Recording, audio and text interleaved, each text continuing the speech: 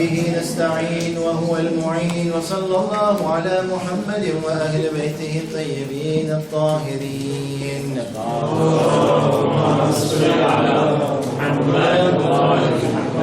Alors hier nous avions commencé à discuter concernant un sujet de société et de communauté, et le titre de notre discussion était les jeunes et les études. Et on avait discuté de combien de points dans notre présentation d'hier, de discussion d'hier, vous vous souvenez? Le premier point était pourquoi étudier, et le deuxième point était les obstacles de quoi? Les obstacles d'aller étudier à l'étranger. C'était ça? Les difficultés rencontrées par rapport aux études supérieures.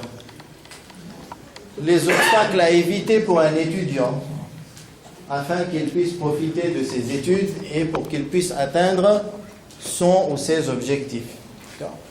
Et dans la première partie, dans le premier point, nous avions dit qu'une personne pouvait fixer comme objectif d'étudier un... Allez, si vous allez vite, on avance. Allez, ne soyez pas timide. Pour gagner de l'argent, pour gagner de l'argent, d'accord, donc c'est pour subvenir aux besoins de l'argent de la famille, de ses propres besoins, ça rejoint le premier point, pour la connaissance, le développement personnel, on va dire, pour l'honneur, ahsant, c'est très très important, pour développement social, ok, ça rejoint le développement intellectuel. Quatrième, c'était pour se rapprocher de Dieu. Ouais. On aurait attendu qu'il soit cité en premier. D'accord ? Parce que c'était le message qu'on avait essayé de passer. Et on avait évoqué un verset. Vous vous souvenez de ce verset ? Non ? C'était quel verset? C'était le 31. Oui, bon, le contenu du verset. Hein? Pardon? Allah aime les croyants. Vous êtes d'accord? Les savants. Le contenu du verset, c'était quoi? C'était Allah aime les savants? On avait lu la traduction. Seuls les savants Ahsan, seuls les savants craint Allah. Et c'est à partir de ce point qu'on a retiré que finalement le summum, le point d'apogée à atteindre pour l'obéissance divine, pour l'objectif pour lequel nous avons adhéré, c'est qu'il fallait être savant. Okay? Et ici on avait dit que ça ne se limite pas automatiquement aux sciences islamiques, mais toutes les sciences qui servent la cause humaine, qui servent au développement de l'humanité, de la communauté, qui sert à l'autre, finalement, ça pourrait faire partie de ce verset. Et cet objectif, finalement, va nous ramener l'honneur aussi, si Dieu le veut. Il va nous fournir un travail digne, il va aussi nous développer la personnalité et va nous inciter à servir les autres. Dans le deuxième point, nous avions cité une série d'obstacles. Quels sont ces obstacles qui nous entravent pour une bonne étude, qui nous dévient de nos objectifs, qui nous ralentit, qui nous perturbe et qui pourrait même se transformer en défaut et en fardeau pour toute notre vie? Les déprimés, oui. C'est un des obstacles de... Une mauvaise fréquentation. Une mauvaise fréquentation, oui, ça faisait partie de la perte de spiritualité. 3. La flemme, flemmarder, dormir excessivement, perdre son temps, l'oisiveté. Ok. le fait de perdre une année, et on avait dit que ça rejoignait le fait que les objectifs n'étaient pas fixés ou étaient inconnus. Oui, ça rejoint le point de la perte de spiritualité. Il y avait un dernier point. Il manque un dernier point. C'était, vous lisez lorsque je parle, à chaque fois. Okay. L'objectif, c'est que vous puissiez mieux retenir les informations. Il y a un dernier point. Il est dans votre esprit. Voir excessivement les amis. Voir excessivement les amis, ça rejoint le point de la perte de spiritualité. Le dernier point, il était en bas de la diapo. Non? Finalement, s'écarter des valeurs de la religion. Donc l'objectif inconnu, pareil, c'est perte de temps. Vous l'avez cité, la déprime, la perte de spiritualité. Et il y avait s'écarter des valeurs et pratiques religieuses. D'accord? Et de nos fondements religieux, par finalement se laisser attirer par les boîtes de nuit. Ça arrive ou ça n'arrive pas? Ça arrive. Ça arrive. Beaucoup, selon vous? Non. Toujours? Non. Beaucoup ou ça c'est relatif, c'est moyen? Non, c'est pas trop? C'est relatif. Les jeunes en général, non, ils ne sont pas attirés par les boîtes? Non. Non? Ça rejoint le point de la fréquentation. Oui, bon, si on fréquente des amis dans une boîte de nuit, finalement, ça rentre dans les deux cas. Mais on va dire que ça rentre plus dans le cas numéro 2. Okay? Ou les relations illicites, ou ensuite, bon, ça existe selon vous, les consommations d'alcool, drogue et compagnie, non, dans le milieu étudiant? Non. Hein? Ou je me trompe? Beaucoup? Il y en a certains qui disent beaucoup. Non. Pas du tout? Non. Qui dit pas du tout? Très peu. Très peu. Ok. Alors, qui dit beaucoup? Levez la main, on respecte les opinions de beaucoup. 1, 2, 3, 4, 5, 6, 7, 8, 9, 10, 11. Qui dit moyen? Ça existe. Une bonne 25 dans sa vie. Qui dit peu ou pas, c'est rare. Oh, tu as déjà levé ta main. Bon, aujourd'hui, on avait demandé de réfléchir sur la solution à ces problèmes. Selon vous, est-ce qu'il y a d'autres problèmes?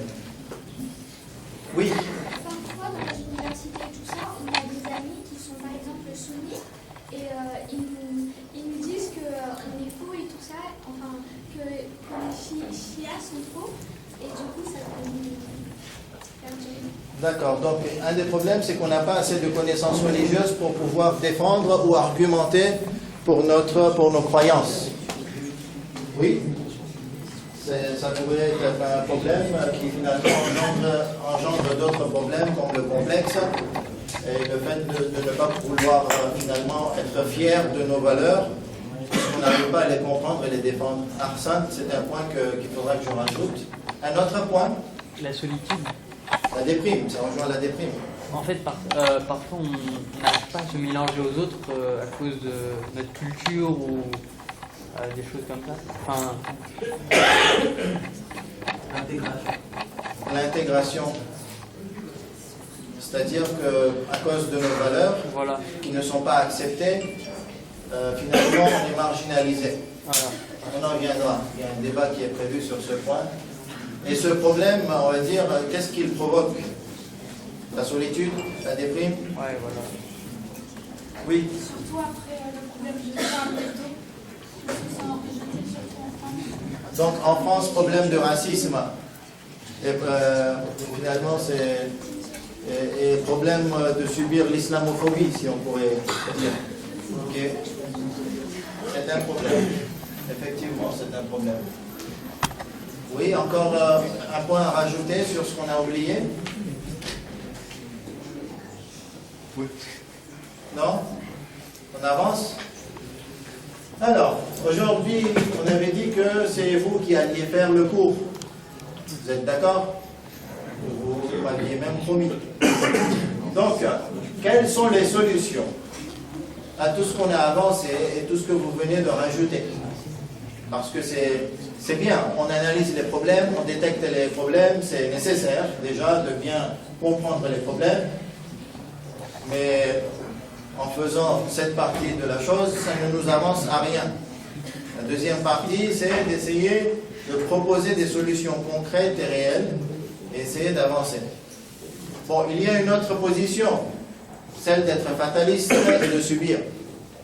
Donc, nous, on ne va pas dire que c'est une solution, c'est une position. On accepte ce qui se passe et finalement, on est fataliste et on va perdre petit à petit ou même grand à grand nos valeurs. Et c'est pas grave. Vous êtes d'accord avec cette position? Non, de toute façon, vous n'allez pas dire oui. Hein? Vous avez peur de dire oui. Peut-être à juger, non? Mais bon, ça ne rentre pas dans notre logique. Bien entendu, on est là pour discuter. La base même de notre discussion, le point commun qui nous réunit aujourd'hui, ce sont ces valeurs. Hein? Ce n'est pas notre culture, ce n'est pas notre langage, ce n'est pas pour défendre notre couleur de peau, c'est pour défendre nos valeurs. Donc automatiquement, cette position n'est pas d'accord. Alors, concernant les solutions proposées, qui a réfléchi concernant ce qu'on avait demandé de faire hier? Personne? Alors, oui. Concernant les sorties successives, déjà depuis le début, les enfants, les parents ils sont très carrés avec les enfants. Ils ne laissent pas sortir, c'est vraiment très très carré. Et du coup, ils se disent que vous maintenant, je vais faire mes études. Et en fait, ils ne doivent pas vraiment aller faire ses études, mais il va pour faire Malza et profiter de tout ce temps où il n'y a pas pu avoir cette vie. D'accord. Donc le fait qu'il a été sous l'autorité des parents dans son pays et qu'il a été strictement suivi et contrôlé, lorsqu'il va découvrir et faire face à la liberté de faire ce qu'il veut finalement, il va disjoncter. Ok? Ok, c'est un problème. La solution? Non, la solution c'est que les parents ils devraient être moins carrés. D'accord. Donc, on va dire qu'une des solutions, c'est l'éducation des parents. Et que c'est aux parents de former les enfants de telle façon que lorsqu'ils font face à la liberté, qu'ils ne disjonctent pas. Ok? C'est une solution. On demandera aux parents de venir la prochaine fois et on va leur dire, attention, non, c'est vrai, on est en train de, on va dire, rigoler un peu, mais c'est vrai. On va dire que c'est leur responsabilité. Ok? Donc là, on a jeté la pierre sur les autres. Bon, proposons des solutions. En fait, moi je pense. Oui. En fait, moi je pense que dans la vie, il ne faut pas être ethnocentrique et il faut accepter toutes les cultures. En fait, il faut être tolérant envers les autres cultures. C'est comme ça qu'on va s'intégrer. Il n'y aura pas de moment de déprime, etc. Mais toujours garder nos principes. Et on pourra tout faire en fait. Tout ce qui est spiritualité aussi, on pourra garder si on est tolérant, mais en gardant la culture. Parce qu'en fait, j'ai remarqué que Galandostar, et ils sont très bornés en fait. Enfin, il y a un ça tout. Et non, justement, il ne faut pas faire ça, il faut en discuter et il faut aussi prendre en compte les avis des autres. Peut-être qu'après, c'est Vadaran. Ok, donc le fait d'être borné et d'être cantonné sur nos positions, ça nous marginalise plus. Donc lorsqu'on va s'ouvrir et être très très ouvert d'esprit, on va discuter avec les autres, échanger, respecter leur opinion, leurs croyances et leurs positions. Cela va nous éviter certains problèmes. Mais est-ce qu'il va nous éviter le problème de la perte de spiritualité et le fait de petit à petit fréquenter des personnes qui n'ont pas les mêmes valeurs que nous? Pourquoi pas ne pas se mélanger? Ok, ne pas se mélanger, mais aujourd'hui quand on part en France et on dit que je ne bois pas l'alcool, est-ce que c'est pas difficile à le dire et à faire respecter en fait cette opinion? Lorsque je dis que je ne mange pas le porc, ou que je ne mange pas en fait ce type de viande, ou que je ne vais pas en boîte de nuit, ou lorsqu'il y aura une soirée, je ne vais pas participer, parce qu'il y aura de la musique, danse et échange illicite, est-ce que finalement, ça nous règle ce problème où on se fait petit à petit glisser et perdre nos valeurs? Au contraire, c'est quand on va en Iran et qu'on dit qu'on va en boîte de nuit que on se fait marginaliser. Alors qu'en France, ils sont tolérants. Ok, donc qu'est-ce que tu proposes? Tu proposes, finalement, la proposition est que ça ne me dérange pas d'aller en boîte de nuit, de boire de l'alcool, de boire du vin et de consommer de la viande et de finalement laisser une partie du Coran. Pourtant, tu viens de dire dans la première partie de ton argumentation qu'il fallait se garder ferme sur les principes. Non, ça, c'est un exemple pour vous. Les principes ne sont-ils pas les messages coraniques? Donc finalement, ne voyez-vous pas une contradiction dans ce qui est proposé? Non, sérieusement. On a besoin de solutions claires, concrètes. On a quand même une certaine culture islamique là-bas, du coup ils sont tolérants quand même envers nous. D'accord. Du coup il n'y a pas vraiment de problème si on ne boit pas d'alcool ou si on ne va pas en soirée. D'accord. Donc ce qui est dit, c'est que si on est ferme sur nos valeurs, les gens respectent en France. Vous êtes d'accord? Pour ceux qui sont déjà partis en France, ceux qui ont déjà une expérience d'étudier à l'extérieur. Qui a déjà étudié à l'extérieur? Vous avez étudié à l'extérieur, là-bas? Ok. On va prendre l'opinion des autres. Chez les filles, qui a étudié déjà en France? Ok. Quelques, 2, 3 personnes. Le fait de dire que je ne bois pas d'alcool ou je ne vais pas participer aux soirées, cela ne marginalise-t-il pas et on se sent un petit peu rejeté et repoussé? Pour moi, personnellement, si on a vraiment besoin de boire de l'alcool ou d'aller dans les soirées pour se faire remarquer par les autres, c'est-à-dire qu'en fait, au final, on n'est pas grand-chose. Il faut qu'on ait une autre plus-value pour que les gens soient intéressés par nous, même si on ne boit pas, même si on ne va pas en soirée. À mon avis, c'est plutôt ça qu'il faut voir. D'accord. Mais en France, l'environnement, comment est-il exactement, actuellement? Est-ce qu'il y a ce respect, on va dire, absolu sur nos valeurs? Oui, parce qu'il faut savoir qu'il y a beaucoup d'Arabes là-bas, beaucoup de musulmans. Et au final, dans une classe de 30 personnes, il y a peut-être 15 Arabes. Donc déjà, ça fait déjà la différence. Du coup, il y a ce respect, ils savent déjà comment ça se passe. Après ça dépend du quartier aussi. Il y a une opinion, un témoignage qui est bien, parce qu'il correspond là à un environnement spécifique. Moi, pourquoi je vous pose cette question? Parce que, bien entendu, je ne viens pas devant vous et défendre des problèmes qui n'existent pas.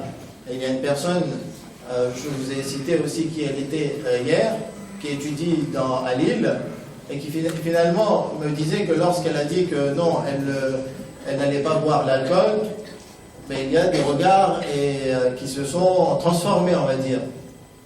À partir du moment où la personne a su que cette personne n'allait pas boire l'alcool, c'était égal musulman. Donc, quelqu'un de musulman égale danger, ou on ne sait pas, à se méfier. Donc, moi, on m'a rapporté ce genre de témoignage. Vous, qu'est-ce que vous en pensez? Ça dépend de nous. L'environnement, comment est-il? L'environnement, déjà, ça dépend des personnes aussi. On doit se faire respecter et après, on va quand même, si on montre aux gens que nous, on ne va pas le faire, et ils vont rien. Donc, il y a assez de respect pour pouvoir défendre nos opinions et nos croyances. Alors, il y a d'autres, ceux qui ont habité à Paris, ils ont leur apport dans cette discussion. Moi, je pense pas aussi en France qu'il y ait ce genre de problème. D'accord. Ils respectent. C'est nous, des fois, on se sent seul, peut-être parce qu'on a envie d'être avec eux, on va être attiré par cet alcool ou autre chose. Mais si on est sérieux ou si on est ferme dans notre foi, ben, non, les Français sont habituellement, en généralité, sont très compréhensifs. D'accord. Donc, ce qui est très, très, on va dire, remarquant là, ou agréable, c'est de savoir que l'environnement n'est pas si agressif que l'on pourrait le croire. D'accord? Pas du tout. Très bien. Concernant d'autres propositions, on va changer. Hier, on a soulevé d'autres types de problèmes. Vous avez d'autres propositions, d'autres solutions? Parce qu'on a reconnu un problème. ou il n'y a pas de problème à la base même.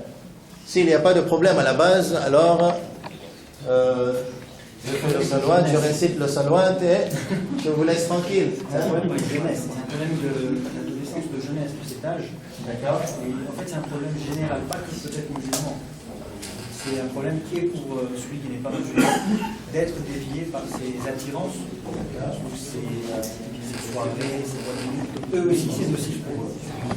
Mais par contre, c'est pas religieusement mal pour eux, mais c'est nocif. Pour nous, c'est nocif et mal. Mais c'est un problème, je pense, général de jeunes.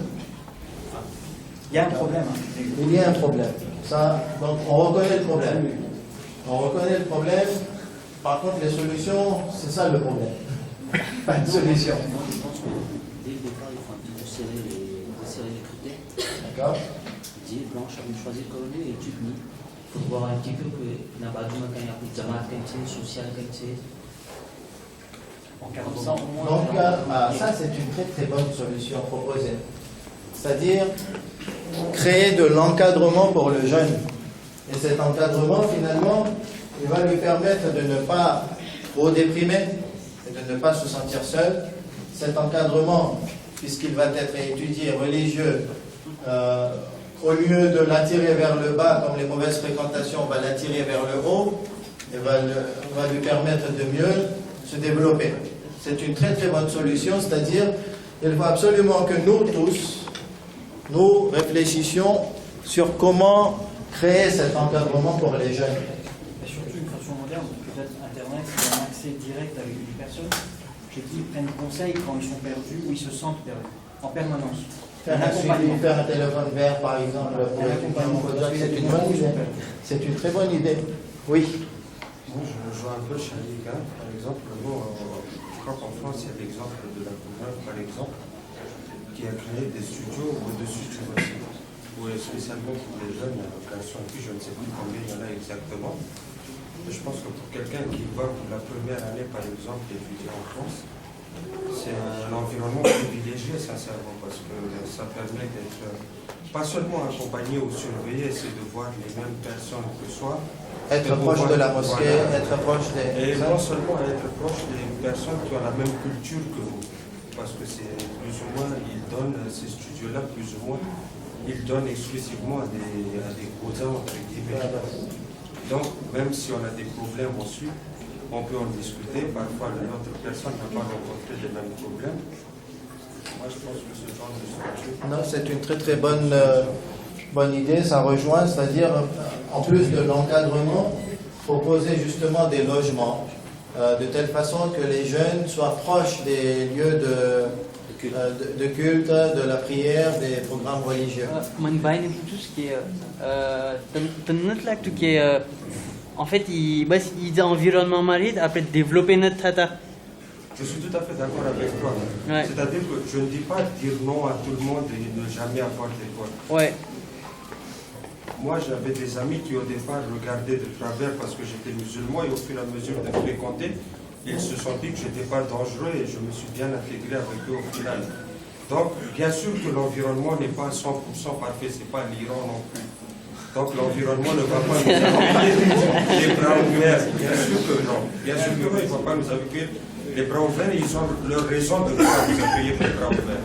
Je suis tout à fait d'accord avec eux. C'est leur pays. Il y a des circonstances qui se produisent chez eux. Ils ont raison de ne pas nous accueillir les bras ouverts. Ça ne veut pas dire que nous aussi, on doit être en face des arrogants et leur dire que non, vous êtes dans le faux. Moi, je viens dans votre pays et je vais imposer ma loi. Non. Je pense qu'il est à nous aussi de faire un peu de compromis, de s'intégrer avec eux, sans pour autant perdre totalement nos valeurs. Je rejoins enfin une deuxième idée par rapport à ce qu'il a dit. Ça fait 18 ans qu'on vit sur Malta ou ailleurs. Je fréquente toujours des codes, grosso modo, on est très communautaire. On va en France, on voit directement une nouvelle communauté, je pense que ça fait lourd. Il faut mieux avoir une première année où on commence à fréquenter les autres, mais aussi les nôtres. Donc à partir de là, après la deuxième année, ça devrait être plus léger, je pense. En fait, moi, avec les Maroussou, je suis tout à fait d'accord avec vous, hein, franchement. Peut-être qu'après, après à 20 on est déjà un peu perdu. Et du coup, si on se raccroche vraiment à la communauté pour neuve, etc., on va plus s'en sortir en fait. Et ça, c'est un moyen de au moins d'essayer de s'intégrer, enfin de s'efforcer d'aller vers les gens. Mais un peu builli, tu sais. Pourquoi la religion t'étouffe? Non, c'est plutôt la communauté. Non, mais je pense que c'est ce débat ou cette position entre soit si on reste, on va dire, quelque part cantonné où on ne veut fréquenter que ceux de notre communauté, ça favorise le communautarisme. Ça empêche le développement. Et de l'autre côté, il y a l'opinion qui dit que si on essaye de trop s'intégrer, ça veut dire perdre nos valeurs. Et les deux opinions, en fait, elles sont totalement défendables. Et peut-être que la solution, c'est une solution intermédiaire, mais c'est toujours l'équilibre qui est le plus difficile à choisir ou à créer cet équilibre. Oui, il y avait quelqu'un qui voulait intervenir. J'aimerais dire qu'on doit réfléchir à pourquoi on va là-bas. On va pour étudier, on va pas pour profiter des libertés et tout ça. Donc si on réfléchit bien aux objectifs et tout ça, donc là... Ah, ça rejoint enfin une opinion qui rejoint ce que j'avais préparé. Merci. Réfléchir profondément sur ses objectifs et sur ses intentions. Et c'est ce qui finalement va orienter toute cette période des études et toute cette, on va dire, deuxième partie de la grande jeunesse, puisque ce n'est plus l'adolescence, c'est-à-dire la période 18, 23, 24 ans. Et lorsqu'on a dit, bon, ça c'est l'opinion que moi je défends, bien entendu, je ne veux pas exiger de vous tous d'adhérer à cette opinion. C'est le partage d'une expérience et d'une conviction. C'est être sincère et pur dans son intention. Et comme on l'a dit, ça fait partie de rester sur ses principes et ses fondements, étudier pour Allah subhanahu wa ta'ala. C'est le premier des fondements, le premier des principes. Et si on est ferme sur cette intention, petit à petit, tous les autres problèmes vont se résoudre automatiquement. Deuxième point sur ce côté, réfléchir profondément sur cet objectif, c'est un point que l'on pourrait intégrer, c'est être humble et de ne pas étudier pour se sentir meilleur que les autres. Ça fait partie d'être sincère pour Allah, étudier pour servir les autres, pas uniquement servir ses poches, et se sentir meilleur que les autres. Ce point-là, il me concerne avant tout, il concerne beaucoup de personnes. Il a été cité aussi dans le Coran sur une histoire qui est intéressante, celle de Qarun. Le verset est en vérité, Qarun, Corée et du peuple de Moussa, Moïse, mais il était empli de violence envers eux. Nous lui avions donné des trésors dont les clés pesaient lourd à toute une bande de gens forts. Qarun, c'était quelqu'un qui vivait à l'époque de Moussa, il faisait partie du peuple de Moïse, d'accord? Et il était extrêmement riche. Il dit richesse toute la maison. Rien que les clés de ces coffres-forts, on va dire, qui englobaient ces trésors, il fallait toute une bande de personnes très très fortes pour pouvoir porter les clés.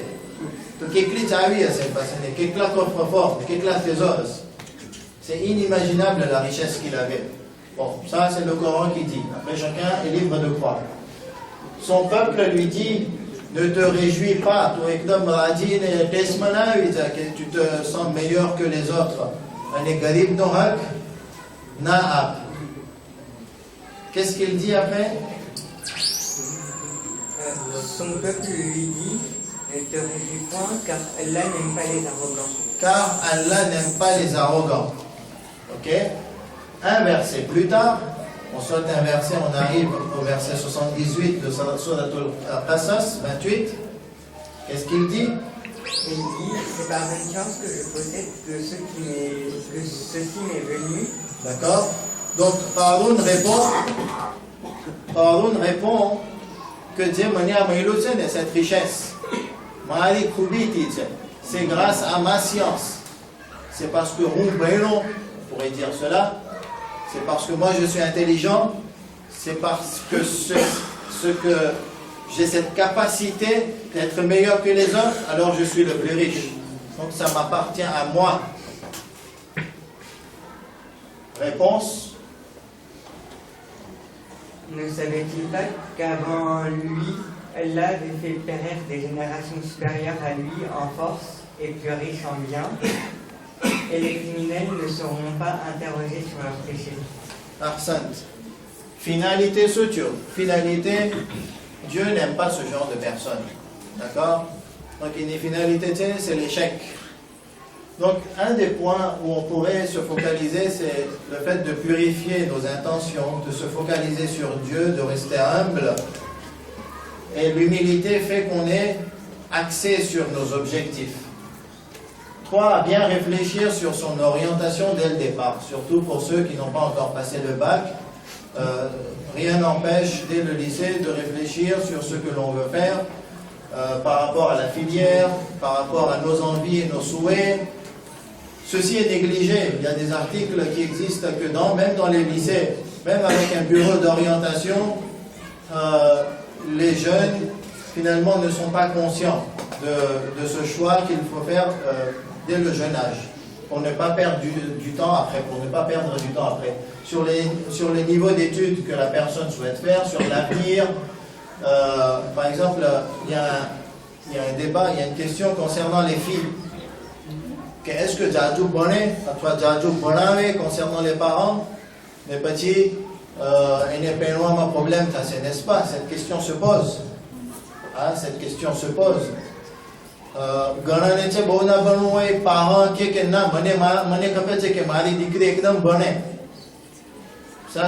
rentre entre la relation parent-enfant et d'éclaircir en fait et de respecter les opinions de chacun. Ce n'est pas une mince affaire, mais il faut ouvrir le débat de façon intelligente et de prendre les positions dès le départ. Il ne faut pas rester figé, bien entendu, et catégorique, rester ouvert pour pouvoir prendre les bonnes décisions. Mais ça aide à mieux s'orienter, à ne pas perdre du temps, à évaluer les besoins de la société. Par exemple, nous, on est à Madagascar, la société ici a besoin en fait, de certaines compétences, de certains talents. Le fait d'étudier pour pouvoir ramener de la science et servir la société ici, c'est quelque chose de très très noble. Et ça, il faudrait en fait y penser, et ça permettrait de faciliter les choix et de faciliter l'avenir. Ce qui est proposé, malheureusement on n'a pas beaucoup de temps, donc finalement moi je vous propose ce que moi j'avais réfléchi, ma réflexion, faire un programme journalier et le suivre rigoureusement. D'accord ? Je voulais partager avec vous une expérience personnelle sur la tenue de programme lorsque j'étais en Syrie et lorsque je suis toujours actuellement en Iran, comment programmer, essayer d'être strict sur ces programmes pour ne pas tomber dans la flemmardise et l'oisiverie et ce genre de problème de paresse qui fait que l'on perd énormément de temps et finalement de richesse. Parce que le temps, ce n'est pas de l'argent. Le temps, c'est de la richesse. Et la meilleure des richesses, c'est le savoir. Bon, on va passer à l'expérience personnelle. On n'a pas le temps, il est déjà 9h moins quart. Ouais.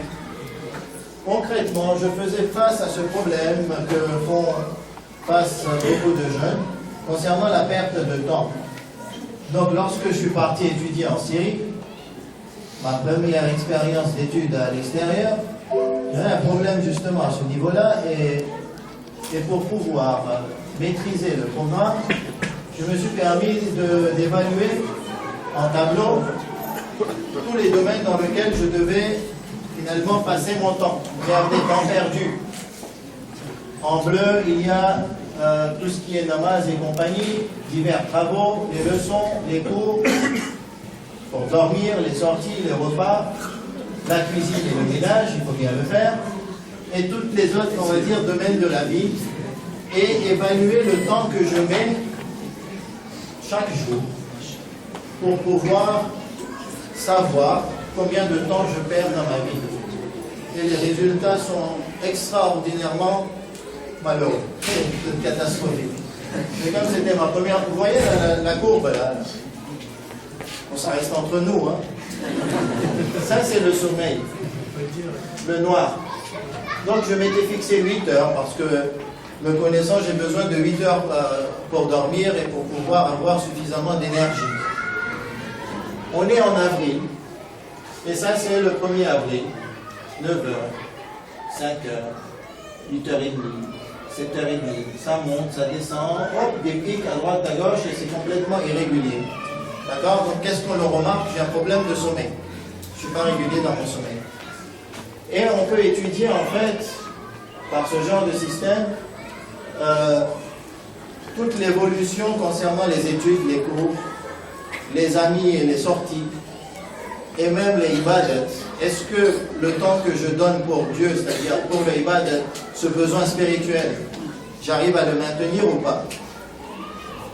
Chacun se fixe ses objectifs. Par exemple, petit, j'essaye de faire en sorte que petit à petit je me stabilise pour pouvoir respecter mes objectifs de départ. D'accord? Ça part de avril 2006, il me semble, jusqu'à décembre 2007. Par mois, on peut évaluer la progression. Concernant à cours, j'étais plus focalisé sur les jours de cours et pour les cours qui m'étaient enseignés. Là, on a un tableau, par exemple, la date, mercredi 8 février 2012, le cours, le professeur, la matière ou le livre étudié, l'heure de cours 8h, 8h50 et si j'ai participé au cours ou pas. Et à la fin, finalement, on sait si j'étais absent, combien de fois j'étais absent, pour savoir au moins si j'étudie ou pas. Parce que, vous savez, lorsqu'on se fait embarquer, on ne le ressent pas. Petit à petit, on commence à faire des absences. On se dit que bon, ce n'est qu'une absence tous les 10 jours. Et cette absence augmente, elle deviendra une absence une fois par semaine. Et après, il y aura 2 absences par semaine. Et on se dirait que non, c'est qu'on t'a dit cette semaine. Mais les 2 absences, on ne les verra pas. C'est qu'on t'a dit cette semaine. Mais les 3 absences, on ne les verra pas. Surtout, par exemple, quand on a 30 ou 35 heures de cours, manquer 10 cours, 10 heures d'absence dans la semaine, à côté des 25 heures, toujours le côté 25 heures majorité est psychologiquement plus présente du minimum d'absence. Mais on se rend compte que ces 10 heures de cours perdues chaque semaine, pour un semestre de, on va dire, 17 semaines, ça fait 170 heures de cours perdues. Et pour 5 années, ça fait extraordinairement de temps perdu. Finalement, ça va se refléter et se manifester sur la compétence à la fin et sur les études. Donc, ce qui était proposé au départ, c'était d'être rigoureux sur le programme. Faire un programme journalier et le suivre rigoureusement.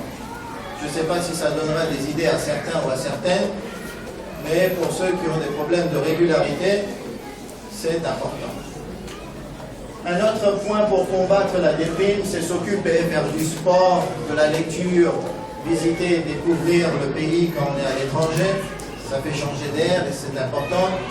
Mais bon, tout ça, vous le savez, c'est rien de nouveau.